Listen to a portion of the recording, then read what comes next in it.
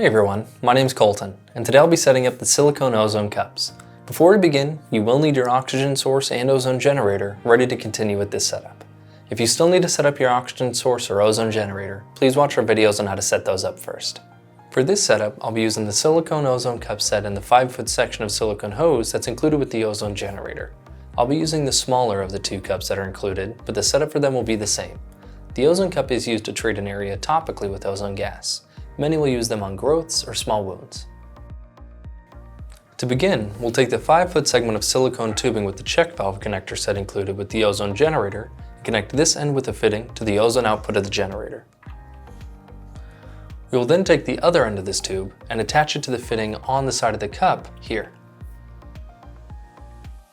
Now you can turn on your oxygen tank and set your flow rate to whichever flow rate you would like, but it's most normally used on 1/8 or 1/4 LPM.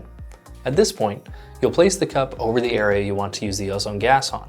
Some will wet the area first to ensure you can keep a good seal around the edge of the cup and to help prevent dryness on the site.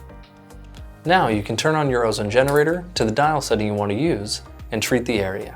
You'll want to be sure to keep the cup pressed against the skin to make sure that you have a good seal. The ozone gas that is being used will be turned back into oxygen after it exits through the destruct system stem here. When you are done with use, you can then turn off your ozone generator and let the oxygen flow through the cup while it's still against the skin for 20 to 30 seconds to ensure that all the ozone gets pushed through the destruct system.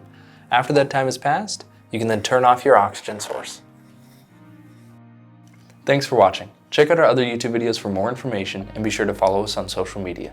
Make sure to hit that like and subscribe button and hit that notification bell for future videos.